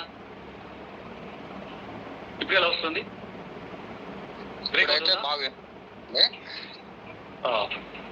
ఏదో ఆ పక్క రూపాయి వెళ్దామా అని ఆలోచిస్తున్నా. ఎక్కడ ఏమంటే బాగుంది ఇప్పుడు బాగా వస్తుంది. ఒకవేళ వస్తే వెంటనే చెప్పండి, నేను ఆ పక్క రూమ్లోకి వెళ్ళిపోతాను. అక్కడ ఏమైనా వస్తుందేమో. మరి ఎందుకు బ్రేక్ అవుతుంది నాకు అర్థం కావట్లేదు. ఇది వారం చెప్తున్నారు, అలాగే వస్తుంది. ఓకేనండి, ఆపేనండి నాన్న. అబ్రహాం గారండి అలాగే చాలా సార్లు ధనవంతులకు ఎటువంటి మనసు ఉంటుందంటేనండి, విశ్రాంతనం ఉంటుందండి. మిడిల్ సైజ్ ఫ్యామిలీ దగ్గర పేదలు ఉండే వీధుల్లో కూరగాయలు అమ్ముకునే వాళ్ళని మీరు అడిగి చూడండి. పేదలు మేబీ పేదలు ఏం చేస్తారంటేనండి, చెప్పినంత తీసుకుంటారు. మిడిల్ సైజ్ ఫ్యామిలీ చెప్పినంత తీసుకుంటారు. ధనవంతులు ఇళ్ళ మధ్యకి ఇలా కూరగాయలు అమ్ముకుని వెళ్ళినప్పుడు చూడండి పిల్లరా, 50 రూపాయలు కేజీ చెప్తే 80 రూపాయలు కేజీ చెప్తారండి, 20కి 30కి అడుగుతారండి వాళ్ళు. చాలా పిసినారుతనం అండి నిజంగా. ధనవంతులకు ఎక్కువ మంది ఉండే మనిషి ఇదేనండి. రూపాయికి 10 రూపాయలు తెచ్చుకోవాలి, రూపాయికి 10 రూపాయలు కూడా పెట్టుకోవాలి, ఇంకా ఆయన అంతకంతకు ధనం సంపాదించుకోవాలి. చాలా మందికి ఎలాంటి మనసు ఉంటుంది. మీకు ఉదాహరణకి ఎన్టీఆర్ గారు మీకు తెలుసు, సీనియర్ ఎన్టీఆర్ గారు అండి. ఇప్పుడున్న చిన్న ఎన్టీ రామారావు గారు, పెద్ద ఎన్టీఆర్ గారు మీకు తెలుసు అండి. సినిమాల్లో చాలా 100 కోట్లు సంపాదించుకున్నాడండి ఆయన. నెంబర్ 1 ఆయనే కదండి. అంత సంపాదించుకొని సొంత సినిమాలు చూసుకొని చాలా హిట్ అయ్యాయి. స్టూడియోలు చాలా డబ్బులు ఉన్నాయండి. రాజకీయాలకు వచ్చేటప్పటికే పెద్ద కోటీశ్వరుడు ఆయన. రాజకీయాల్లోకి వచ్చిన ముఖ్యమంత్రి అయ్యాడండి. ఎక్కడైనా ఓపెనింగ్లకు వెళ్తాడు కదండి, పెద్ద ఆయన కదా. సినిమాలో పెద్ద ఆయన సీఎం అయిపోయి ఫస్ట్ పక్క నుంచి 9 నెలల్లో పార్టీ పెట్టి ఆ ఓపెనింగ్ వెళ్ళినప్పుడు అండి, ఆ కత్తెర కట్ చేసినప్పుడు బంగారు కత్తెర పెడతారు కదండి, పెద్ద ఆయనని, పెద్ద పెద్దవే కదా ముఖ్యమంత్రి వెళ్ళి ఓపెన్ చేస్తారు. ఆ రిబ్బన్ కట్ చేసి ఆ బంగారు కత్తెర పెడితే ఆ బంగారు కత్తెర ఏం చేసేవాడు తెలుసా అండి, ఆ ప్లేట్ లో పెట్టాలి, తీసుకుని జైలు పడేటండి. సినిమా షూటింగ్ వెళ్ళిపోతానండి, ధనవంతులు ఉన్న మనసు అండి. మేకప్ తుడుచుకోవడానికి టవల్ ఇస్తే ఆ టవల్ అలాగా తుడిచేసుకొని అలా బ్యాగ్ పెట్టి ఇంటికి పట్టుకెళ్ళిపోయాడు. ఎటువంటి మనసు ఉంటుందో మీరు ఆలోచించండి. ఇక్కడ పెళ్లికి విషయం ఎంత అంటుంటారండి వాళ్ళు. అలాగే శ్రావణ బాబు కానివ్వండి, వేల కోట్ల చంద్రమోహన్ కానివ్వండి, ఏఎన్ఆర్ అనే ఆయన కానివ్వండి, అంటే సమాజానికి తెలిసిన వ్యక్తుల గురించి మాట్లాడుతున్నాం. ఇంకా మీకు చాలా మంది ధనవంతులు తెలిసే ఉంటుంది. ఏమి చేయరండి, ప్రజల నుంచి తీసుకోవడం తప్ప. దేవుని పిల్లలారా, ధనవంతులు అనగానే పిసినాది మనసు ఉంటుందండి. అబ్రహాం గారు ఆ కాలంలోనే గొప్ప ధనవంతుడండి. అంత ధనవంతుడైన అబ్రహాం గారి మనసుని మీరు ఆలోచించగలిగితే పిల్లలు ఎవరి దగ్గర ఏం తీసుకోరండి. అంత ఆస్తిని, ఒక రాజు ఆస్తిని ఇస్తున్నప్పుడు అసలు తీసుకోనగానే ఆయన మొత్తానికి ఊడ్చేసుకోవాలి ఆస్తిని. కానీ తీసుకున్నాడంటారా? తీసుకున్న ఆస్తిని విడిచిపెట్టుకున్నాడండి. ఎందుకంటే నూలు పోగు కూడా నేను తీసుకోను, నాకు నా దేవుడే నన్ను గొప్ప చేశాడు అన్నటువంటి సాక్ష్యం ఈ ప్రపంచానికి తెలియాలి అని అప్పట్లోనే ఎంత గొప్ప నిర్ణయం తీసుకున్నాడు మీరు ఆలోచించిన దేవుని పిల్లారా. ఆలోచించండి. ఇప్పటికీ వాక్యం ఉన్న ఇంత కాలం జరుగుతున్న మనకు అర్థం కానిది, వాక్యం లేకపోయినా, తనకెవరు నడిపించి బోధకుడు లేకపోయినా అబ్రహాం గారు ఎంత బాగా అర్థం చేసుకున్నారంటే భక్తితో సాధించుకున్నటువంటి నీతి అనేది కూడా. అందుకే నేను అబ్రహాం గారి గురించి దేవుడు సాక్ష్యం ఇస్తూ, అబ్రహాము దేవుడు నమ్మాను, అది దేవుడు అతనికి నీతిగా ఎంచెను. దేవుడి నీతిలోకి వచ్చాడు అబ్రహాం గారు. దేవుడి నీతిలోకి వచ్చాడండి అబ్రహాం గారు. పిల్లలు మీరు ఆలోచించండి బాగా. అదండి దేవుడిని, అది దేవుడి నీతి పిల్లారా. అంతే తప్ప ఏదో రూపాయి రూపాయి తీసేసుకోవడం, ఎవరికి కానీ ఒక రూపాయి ఇవ్వకుండా బ్రతకటం అనేది దేవుడి పిల్లల యొక్క లక్షణం అంటారు. మీరు ఆలోచించండి. చివరికి అండి, గుడారాలలో నివసించేటండి చనిపోయేంత వరకు తన కొడుకు గుడారాల గురించి, గుడారాలలో ఉండమని చెప్పి తన కొడుకు మనబడు ఆలోచించిన దేవుని పిల్లారా. అబ్రహాం గారి జీవితం ఎలాగైందంటే ఆస్తులు, ఐశ్వర్యాలు అన్ని ఇచ్చినా వాటి మీద పంచ కూడా మనసు పెట్టుకోలేదండి. ఎబ్రిల్ రాసిన పత్రిక 11వ అధ్యాయం ఇంటికి చదివిన అబ్రహాం గారి గురించి అందులో చాలా పునాదులు గల పట్టణం కోసం ఎదురు చూస్తున్నటువంటి దేవుడు ఉద్యానం చేసి ఒక దేశాన్ని ఇస్తే ఆ దేశంలో ఎవరో పరాయి వాళ్ళ ఇంట్లో ఉన్నట్టుగా ఉండి, వాగ్దాత దేశంలో దేవుడే ఇచ్చినటువంటి దేశంలో ఎలా ఉన్నాడంటే పరాయి వాళ్ళ ఇంట్లో మనం ఉంటాం చూడండి, పరవాసిగా ఉండి పునాదుల పట్టణం కోసం ఎదురు చూస్తూ బ్రతికి ప్రాణం విడిచిపెట్టి అలా పరదేశం వెళ్ళిపోయాడు. ఎంత ఉన్నా దాని మీద మనసు పెట్టకుండా గుడారాలలో బ్రతికి కన్న తండ్రి అయిన దేవుడి మీద మాత్రమే మనసు పెట్టుకొని ఆ తండ్రి కోసం ఏమైనా చేయాలి, ఎంతైనా చేయాలని ముందుకు వచ్చినట్టు ఒక త్యాగతనుడే ప్రసంగాడు. అందుకే అంటున్నాడు, హాము దేవుడు నమ్మినాం, అది దేవుడు అతని నీతిగా ఎంచే దేవుడి నీతి అన్నాడు. పెట్టాడు అతండి దేవుడి నీతి. దేవుని నమ్ముకున్న మనం కూడా తెలియదా, ఆయన నమ్మి ఆయన ఏమిస్తాడో ఎదురు చూడడం కాదు పిల్లరా. మనం నమ్మిన దేవుడి కోసం మనం చెయ్యవలసినటువంటి కార్యక్రమాలు ఏమైనా ఉన్నాయా ఆలోచించి ఇలా జాగ్రత్తగా మనం ఆలోచించుకుంటూ ముందుకు వచ్చినట్లయితే ధర్మశాస్త్రాలు ఇచ్చిన దేవుడు అలా ముందుకు మనం ఇంకా వెళ్ళిపోతే యేసు క్రీస్తు వారు వచ్చినప్పుడు ఒక అద్భుతమైన మాటలు చెప్పాడు. ఎందుకంటే పితరుల కాలంలో ఉన్న అబ్రహాం గారు ఏం చేశారు మాకు అర్థమైంది.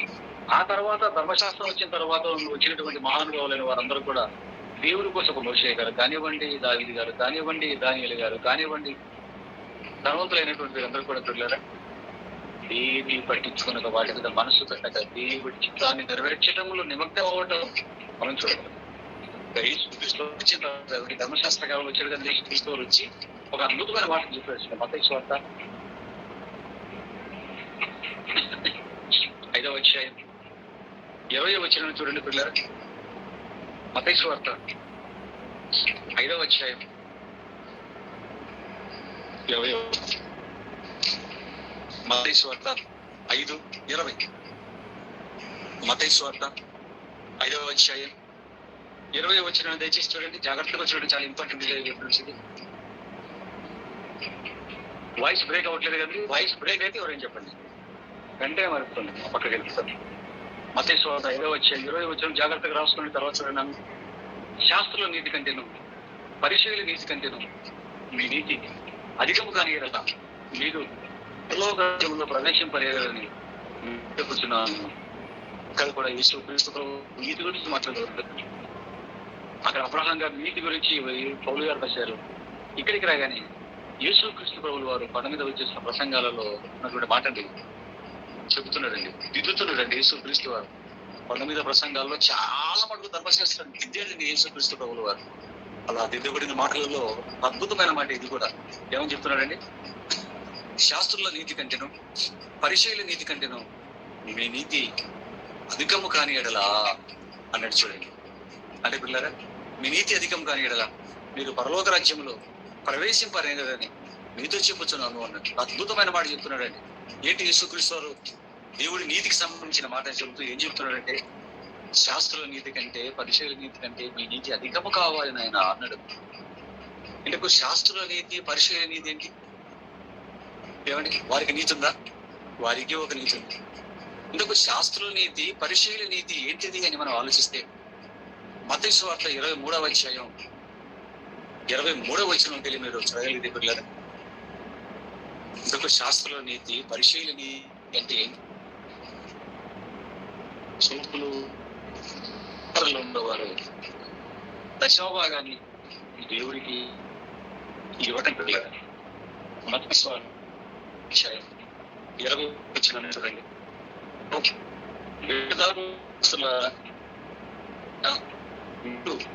పుదీనాలు తోపులోను వంతు అన్నది. శాస్త్రుల నీతి పరిచయుల నీతి ఏంటంటే పుదీనాలో సోపులో జీలకర్రలు కూడా దశమ భాగాన్ని తీసి దేవుడికి ఇస్తారటండి వారు. ఏమండి, పుదీనా ఏం చేసుకుంటారండి కూరలో? ఇంత తీసుకోరండి. కొంచెం సోప్ ఏం చేసుకుంటారండి కూరలో? జీలకర్ర ఏం చేసుకుంటారండి కూరలో? అంత తీసుకుంటారా? అంత తీసుకుంటారా జీలకర్ర? అంత జీలకర్ర వేసేటప్పుడు ఆ జీలకర్రను పక్కన పెట్టి అవి ఉన్నాయో లెక్క పెట్టి అందులో 10వ వంతు పక్కన తీసి పెడతారటండి. ఎందుకు? దేవుడికి ఇవ్వాలంటే ఎంత ఖచ్చితంగా పాటిస్తున్నారు వాళ్ళు. సోపులోను జీలకర్రలోను పుదీనాల్లోను రసంభాగాలు ఇస్తున్నారు. ఇది శాస్త్రుల పరిచయుల నీతి. ఆ తర్వాత కనికరాన్ని ప్రేమను దయను ఎలా విడిచిపెట్టారులేండి. కానీ వారి నీతి ఏంటంటే అన్నింటిలో ఖచ్చితంగా దశంభాగాలను తీసి దేవుడికి ఇవ్వటం. పిల్లరా, అదే యేసుక్రీస్తు ఇక్కడ చెప్తున్నాడు. శాస్త్రుల నీతి కంటే పరిచయుల నీతి కంటే ఇది వారి నీతి.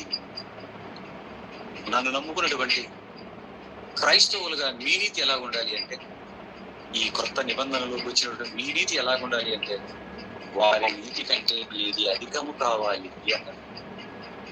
అంటే ఏంటి దీని అర్థం పిల్లరా? మీ నీతి అధికము కాని ఎడల పరలోక రాజ్యంలో ప్రవేశింపలేరు అని ఇక్కడ చెప్తున్నాను. వారి ఏం కావాలి అంటే తమిళ తెలిసిన పిల్లరా, ఒక 10వ వంతు మాత్రం అంతా వారి వాడుకుంటారు. ఇప్పుడు వారి నీతి కంటే మనం అధికము కావాలి అంటే ఈ నూతన నిబంధన పరిస్థితి దశమభాగం వంతు మాత్రమే కాదు నాయన, వారి నీతి మీది అధికము కావాలి అని అంటే వారి నీతి దశలైతే దేవుడు మరణించాలి. దశమభాగం అంటే అధికముగా.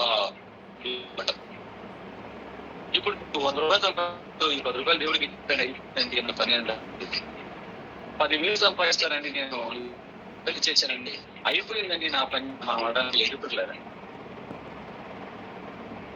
కంటే మన నుంచి అధికమే సమభాగము కంటే ఎక్కువ ఎంతైనా కావచ్చు. దశభాగం కంటే ఎక్కువ మాత్రం మనకి అప్పటికి ఏమవుతుంది?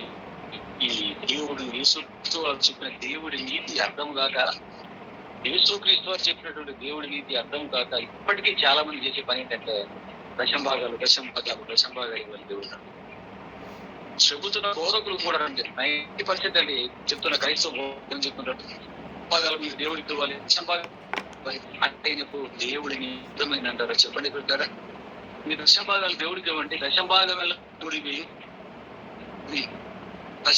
దశభాగాలని మాట్లాడుతున్నారంటే దేవుని వాక్యం బోధిస్తున్న బోధకుడికి అయినా బైబిల్ పట్టుకున్న తర్వాత దేవుడి నీతి అర్థమైందంటారా చెప్పండి?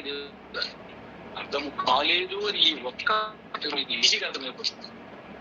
ఇప్పుడు ఇవ్వవలసింది క్రైస్తవులు దశమ భాగాలు కాదు, దశమ భాగం కంటే దేవుడికి పలుకుతాడు. ఎంతైనా కావచ్చు, 15% కావచ్చు, 20 కావచ్చు, 10 కంటే ఎక్కువ ఇవ్వాలి, 30 కావచ్చు, 40, మీ ఇష్టం ఉంది. అంతే అవసరతను బట్టి పని అవసరతను బట్టి. అక్కడ 10 రూపాయలు ఖర్చు ఉందా 10 రూపాయలు పెట్టాలి, 20 రూపాయలు ఖర్చు 20 రూపాయలు పెట్టగలిగాలి. అవసరతను బట్టి దేవుడి పని నిమిత్తం పని అయితే పెడతాము ఉంటుంది. మీరు ఆలోచించండి. లేదంటే దశభాగం కనబడేసాడు దినపక్ష పెడతానండి. చాలా మందికి ఉద్యోగస్తులకి 50,000 రూపాయలు, 1,50,000 జీతం వచ్చే వారికి నెలకు 10,000, 15 ఇసరికి ఒక సంవత్సరానికి వాళ్ళ దగ్గర చాలా డబ్బులు ఉంటాయి. వాళ్ళు ఏమనుకుంటారంటే మా బాబు ఇంత డబ్బులు దేవుడికి ఇవ్వాలని నిర్ణయించి మరలా వాళ్ళే వాడుకుంటారు. వాళ్ళే వాడేసుకుంటారు. ఇంత డబ్బులు చేతులు రాక దేవుడికి ఇవ్వడానికి. ఇప్పుడు ఇవ్వవలసింది దశభాగాలు. ఇప్పుడు మనం తెలిసిన దశమ భాగాలు కాదు పిల్లరా, దశమ భాగం అంటే ఎక్కువ. ఎంత 21 మీరు లూకాసు వార్తను చూడగలిగితే, లూకాసు వార్త దేవుడు మెచ్చుకున్నటువంటి కాయకి ఇస్తుందండి. 21 వచ్చిన లూకాసు వార్త 21 4 వచ్చిన చూడండి. లూకాసు వార్త 21:4 కాబట్టి అనిపిస్తుందండి.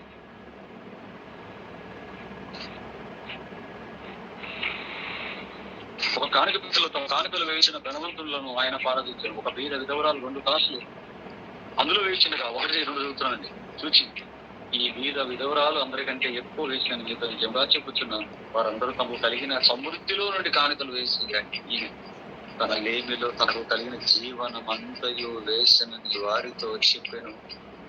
ఇదే తెచ్చిందండి. జీవనం అంతా వేసినట్టండి లేమిలో మరలా కూడా. జీవనం అంతా అంటే ఆవిడికి వచ్చినటువంటి ఆదాయం అంతా. జీవనం అంటే ఆవిడికి ఆ నెలలోనూ ఆ వారంలో ఎంత అయితే ఆదాయం వచ్చిందో జీవనం అంటే అదేనండి. పని చేయగా వచ్చిన డబ్బులు అంతా ఎక్కువ వేసింది. ఇందులో చేసి ఏదో వేసింది. ఇంకా కొత్త నిబంధనలు ఇంకా ప్రారంభింపబడలేదండి. ఇంకా యేసుక్రీస్తు మరణించి తిరిగి లేక సంఘాన్ని ప్రారంభించలేదు. ఎలాగన్నాడండి ఆలోచించే దేవుని శాస్త్రంలో నీతి కంటే పరిశీలన నీతి కంటే నీకంగా అంగేయాలి. మీరు పూర్వప్రయాసంలో ప్రవేశింపరు అని చెప్పారు. దీని మరలా దీని ఏమైనా అప్పుడు కాదు అని ధర్మశాస్త్రాన్ని అప్పుడు మార్చాడు కదండి. మళ్ళీ కొత్త నిబంధనలు కూడా ఒకవేళ మారుస్తున్నా ఒకవేళ మీరు అనుకుంటారా? పొరపాటును కూడా ఇక కొత్త నిబంధనలు మార్చే ప్రాసెస్ మొదలుపెట్టారు. వారి నీతి కంటే మీ నీతి అధికము ఖచ్చితంగా ఆయన చేరవలసిందే. ఒకటి ఇది కానుక విషయంలో, రెండవది పని విషయంలో. వారి పని ఏంటి? కేవలం ఆ యెరూషలేము దేవాలయం దగ్గరికి వెళ్ళటం, మగవాళ్ళందరూ సంవత్సరానికి 3 సార్లు వెళ్ళటం, నమోదు చేస్తున్న పేర్ల ప్రకారం అక్కడికి వెళ్ళి ఆ కార్యక్రమాలు చూసుకోవటం, దేవుడికి ఏవో చెల్లించుకోవడం, ఇంటికి వచ్చేయటం. అంతే, ఎక్కడికి వెళ్ళేది ఏం లేదు వాళ్ళకి. కానీ ఒకటి కానుక విషయంలో వారి నీతి కంటే మన నీతి అధికం కావాలి. రెండవది వారికి పని లేదు, కానీ మనకు పని వచ్చింది. ఏంటి ఆ పని? సువార్త ప్రకటన. ప్రపంచానికి స్వార్థ ప్రకటించే పని వచ్చింది పిల్లలు. మీరు ఆలోచించండి, ఇవి చేయాలి. అందుకేనండి ప్రారంభ సంఘం దగ్గరికి రండి. మీరు ప్రారంభ సంఘం దగ్గరికి మీరు వచ్చినట్లయితే, ప్రారంభ సంఘములో క్రీస్తును నమ్మిన తర్వాత పేతురు గారి వాక్యం ద్వారా ప్రారంభింపబడిన సంఘం ఏం చేసిందో మీరు రాగలిగితే పిల్లరా చూడండి. అపోస్తల కార్యాలు 2వ అధ్యాయం 45వ వచనం చూడండి పిల్లరా. వాళ్ళు కూడా ఏం చేశారు? అపోస్తల కార్యాలు 2:45లో, అపోస్తల కార్యాలు 2వ అధ్యాయం 45వ వచనం. ఒకటి పేతురు గారు వాక్యం ప్రకటించిన అదే రోజు 3,000 మంది బాప్తిసం పొంది సంఘంలోకి వచ్చారు. ఆ తర్వాత వచ్చిన వారు ఏం చేశారు చూడండి పిల్లరా. అపోస్తల బోధ ఎంతో సహవాసం ముందు రొట్టె విడిచిట ఎంతో ప్రార్థన చేయటం ఎందుకు ఉన్నారు అంటే మీకు తెలుసు. ముందు పాటలు చెప్పారు. 45కు రాగానే, ఇదిగాక వారు తమ చరచిరాస్తులు నమ్మి అందరికీ వారి ఎక్కర కొలుదిగా పంచిపెట్టేది. ఏమండి? మరియు వారు ఏక మనస్సు లేకపోతే దేవాలయం తక్కువ కూడుకొని చించుట రొట్టె విరుచుచు దేవుని స్తుతించు ప్రజలందరి వలన దయ పొందిన వారి ఆనందముతోను నిష్కపటమైన హృదయముతోను ఆహారం పుచ్చుకొని చుండిరి. చూసారా పిల్లలు? ఏం చేశారండి మీరు? వీళ్ళేం చేశారట? చరాచరాస్తులు అన్ని అమ్మేసి అపోస్తుల పాదాల దగ్గర పెట్టేశారట. అదే చెప్పాడు, ఇది ఒక వారు తమ చరాచరాస్తులను నమ్మి అందరికీ వారి వారి అక్కర కొలదిగా పంచిపెట్టి పేదలకు పంచుతున్నారు. సువార్త పట్టణాలు పంచుతున్నారు. అక్కర కొలదిగా ఇచ్చేసారట. కానీ చరాచరాస్తులు అంటే చిరాస్తులు, కదిలే ఆస్తులు, కదలని ఆస్తులు, కదిలేవి బంగారు లంగలు, ఇలాంటివి కదలనివి భూములు, ఇల్లులు, ఇలాంటివి అమ్మేసి మొత్తం తీసుకొని వచ్చి దేవుడు పని కోసం పెట్టారట సంఘంలో. ఎందుకంటే అక్కడ యేసుక్రీస్తు చెప్పాడు కదా, యేసుక్రీస్తు వారు చెప్పిన మాటలు విన్నటువంటి, కొండ మీద ప్రసంగంలో విన్నటువంటి మాటలు అపోస్తలులు వచ్చినటువంటి ఆ సంఘానికి చెప్పారు, నేర్పించారు. ఇలా చేయాలి, శాస్త్రం నీతి కంటే, పరిశీలన నీతి కంటే మన నీతి అధికం కావాలి. ఒకటి వారు ఇచ్చిందనకంటే ఎక్కువ ఇవ్వాలి. రెండవది ప్రపంచానికి స్వార్థ ప్రకటన జరగాలి. అలాగా పేతురు గారు, అలాగా యోహాను గారు, అలాగా మత్తయ్య గారు. అయితే మేము చేస్తాం దాన్ని. ఒకటి ఇదిగో మా చరచరాస్తులు అమ్మేసి ఇదిగో దేవుడి కోసం ఇంత భాగాన్ని ఇస్తున్నాం, మిగతా భాగం స్వార్థ ప్రకటన కోసం ఖర్చు పెట్టండి. ఈ సత్యాన్ని ప్రపంచ నలుచెరువులకి ప్రకటించండి అని తీసుకొచ్చి ఆ డబ్బులు ఎక్కడ పెట్టారో చెప్తాడు లూకా గారు రాస్తూ 4వ అధ్యాయానికి రండి. 4వ అధ్యాయానికి, అపోస్తల కార్యాలు 4వ అధ్యాయం. పిల్లరా, ఎందుకు ఇవన్నీ చెబుతున్నానంటే దేవుడి నీతి అండి. దేవుడి నీతి పిల్లరా, లోకనీతి కాదు. లోకానికి దేవుడి నీతి తెలియదు కాబట్టి ఏదో చేస్తుంది. దేవుడి పిల్లలంగా చెప్పుకుంటున్న మనకు కూడా దేవుడి నీతి తెలియకపోతే ఎలాగ చెప్పండి పిల్లరా? దేవుడి నీతి సంఘంలోనే నెరవేరిందండి. పాత నిబంధన కాలంలో అబ్రహాం గారు, దావీదు గారు ఇలాంటి చేసుకుంటూ వచ్చారు దేవుడి నీతి. అయితే కొత్త నిబంధనలకు రాగానే పిల్లరా, పరిపూర్ణమైనటువంటి దేవుడి యొక్క నీతిని సంఘము ద్వారానే దేవుడు తన నీతిని నెరవేర్చారు భూమి మీద. క్రీస్తు వారు చెప్పిన మాటలు, అపోస్తులు బోధించిన, అపోస్తుల పరిశుద్ధాత్మ ప్రేరణతో వారు బోధించిన బోధ జాగ్రత్తగా మనం చూడగలిగితే, ఆ బోధను విన్న తర్వాత వారు, ఎందుకంటే ప్రపంచ సంఘాలన్నిటికీ మాదిరి ఎవరంటే ప్రారంభ సంఘమే. ప్రారంభ సంఘాలు ప్రపంచానికి మాదిరి పిల్లలు. నాటి నుంచి నేటి వరకు ఎన్ని సంఘాలు అయితే భూమి మీద నెలకొల్పబడుతున్నాయో, ఈ సంఘాలన్నిటికీ మాదిరి సంఘం ఏది అంటే యెరూషలేము సంఘం. యెరూషలేము సంఘం పిల్లరా మనకు మాదిరి. అపోస్తలులు మనకు మాదిరి. వారు స్థాపించిన సంఘం మాదిరి. వారు చెప్పిన వాక్యం మాదిరి. ప్రపంచంలో ప్రతి సంఘానికి అదే మాదిరి. ఎవరు ఎక్కడ ఉన్నా, ఎవరు ఎక్కడ సంఘం స్థాపించుకున్నా, ఎవరు ఏ సంఘంలో ఉన్నా, ఈ సంఘాలన్నీ కూడా ఏ సంఘాల్లో ఉన్నటువంటి కార్యక్రమాలు జరపాలి అంటే ప్రారంభ సంఘములో ఏ కార్యక్రమాలు ఎక్కడ జరిగాయో ఆ కార్యక్రమాలు సంఘాల్లో ఏ సంఘం నుంచి జరుగుతుందో అవే ప్రారంభ సంఘాలు, పరలోకానికి చేరుకునే సంఘాలు పిల్లరా. అసలు ప్రారంభ సంఘం ఏం చేసిందో తెలియకుండా సంఘాలు ఉన్నాయంటే ఇంకా వారైనా కుదరదు. మీరు ఆలోచించిన దేవుని నీతిని ఎరగని వారు ఇశ్రాయేలీయులు, ఒకనాడు పాత నిబంధనలు ఇశ్రాయేలీయులు లాగా దేవుడి నీతిని ఎరగక వాక్యాన్ని పక్కన పెట్టి, పెద్దలు ఎవడో పెద్దవాడో లేకపోతే భక్తులను చెప్పుకుని పెట్టినట్టు పారంపర్యాచారాలన్నీ పెట్టుకొని వ్యర్థమైన ఆరాధనలోకి వెళ్ళిపోయి యేసుక్రీస్తు వారిని విసర్జించి తమ స్వనీతిని స్థాపించుకునే స్థితికి వెళ్ళిపోతారని వాక్యం సెలవిస్తుంది దేవుని బిడ్డ. 4వ అధ్యాయం. అందుకే మీకు ప్రారంభ సంఘం ఏం చేసిందో మీకు ఒక మాదిరి, ప్రపంచ సంఘాలండి, మనందరికీ మాదిరి అండి. 4వ అధ్యాయం చూడండి.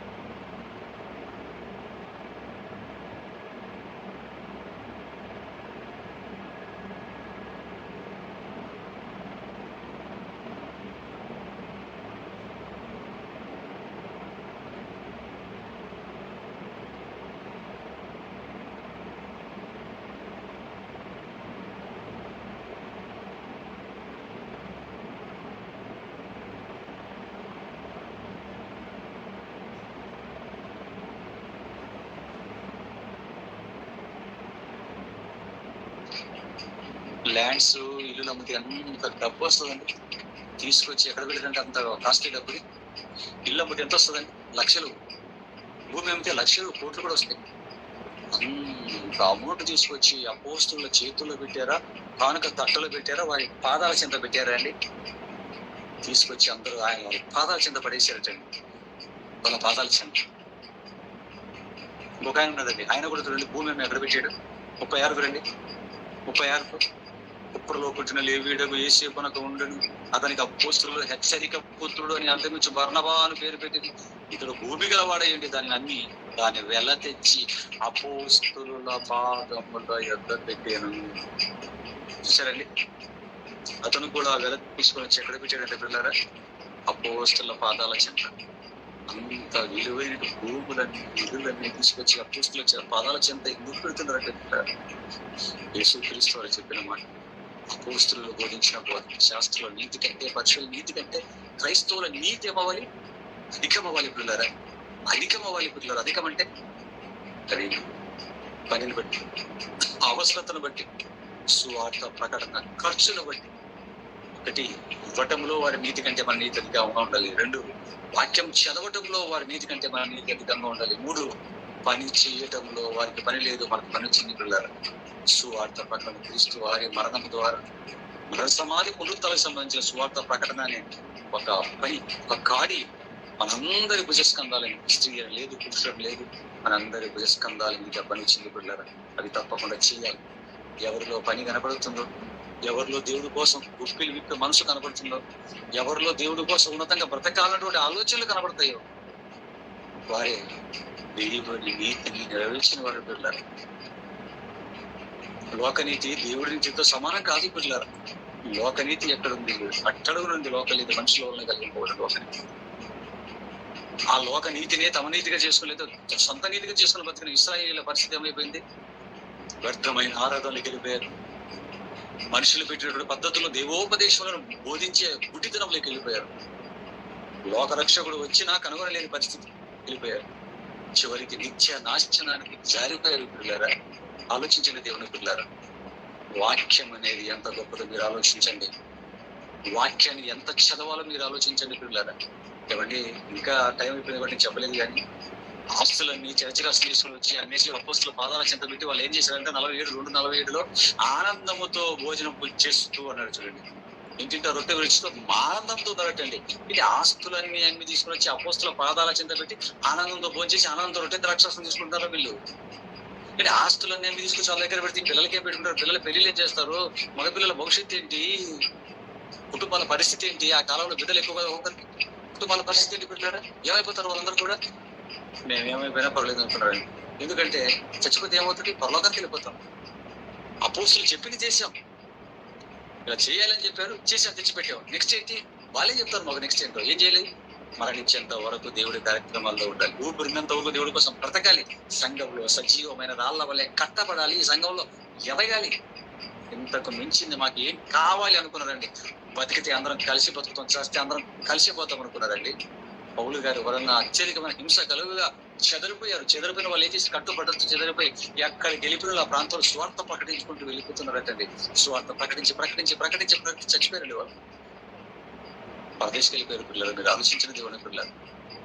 దీనంతటికి కారణం సబ్జెక్ట్ ఎక్కడం. ఈ కాలంలో క్రైస్తవులు ఎందుకు ఇలాగ దేవుడి దగ్గరికి వచ్చి అడుక్కుండేవారుగానే మారిపోయారు. ఆశలతో మిగిలిపోయారు, కోరికలతో దేవుడి దగ్గరికి వస్తున్నారే తప్ప, దేవా నాకు అది లేదు, ఇది లేదు, అది ఇది అనేవారే తప్ప, దేవా నీకేం కావాలి నైనా, నీ నీతి ఏంటి నైనా? అసలు దేవుడి నీతిని అడిగే వాళ్ళు ఎవరు ఉన్నారు చెప్పిన దేవుని పిల్లరా? అందుకేనండి చెప్పిన రెఫరెన్స్ మరలా మీరు చదువుకోవాలి, జాగ్రత్తగా మీరు వీటిని నేర్చుకోవాలి, పరిశోధించండి. దేవుని పిల్లరా జాగ్రత్తగా పరిశీలించండి. ప్రారంభ సంఘాలు మనకి ఎలా మాదిరి అయ్యాయో, మనకి ఏమి నేర్పించేవి. అపోస్తల కార్యం చదివేశానండి నేను, అయిపోయిందంటే అపోస్తల కార్యాలు యోహాను సువార్త చదివేశానండి అని ఇలా అయిపోయింది, బైబిల్ సంవత్సరానికి చదివేశాను అని మీరు వెనకటి పిల్లరా. ఇప్పుడు మీరు చదవండి, అపోస్తల కార్యం కొత్తగా కనబడుతుంది మీకు. ప్రారంభ సంఘాలు మనకి ఏం నేర్పాయో చూడండి. యెరూషలేము సంఘం ఏం నేర్పిందో చూడండి. అంతియోక్య సంఘం ఏం నేర్పిందో చూడండి. కొరింథీ సంఘం ఏం నేర్పిందో చూడండి. ఫిలిప్పీ సంఘం ఏం నేర్పిందో చదవండి బైబిల్లో. తెస్సలోనిక సంఘం మనకి ఏం నేర్పిందో చదవండి బైబిల్లో. ఒక్కొక్క సంఘము అత్యద్భుతమైన పాఠాలను చెబుతుంది దేవుని పిల్లలు. యెరూషలేము సంఘం అంటే ప్రపంచానికి పాఠం నెట్టింది దేవుడు. ఇంత త్యాగంతో కూడిన సంఘమే పరలోకానికి వెళ్ళే సంఘాలు పిల్లగా. ఆ సంఘాలలాగే మన సంఘాలు ఉంటాయంటే మనం వెళ్తున్న సంఘాలను కూడా మొదటి సంఘాలను ఒక చేతులు పట్టుకొని మనం వెళ్తున్న సంఘం ఇది కూడా అది ఇది ఒకే రకంగా ఉన్నావో తేడాగా ఉందో మీరు ఆలోచించుకోండి దేవుడు పిల్లరా. బోధ మారిపోతే, ఎందుకంటే బైబిల్ చదవండి బోధ నేర్చుకోండి ఎందుకంత వాళ్ళ గుర్తు చెప్తున్నానండి పిల్లరా.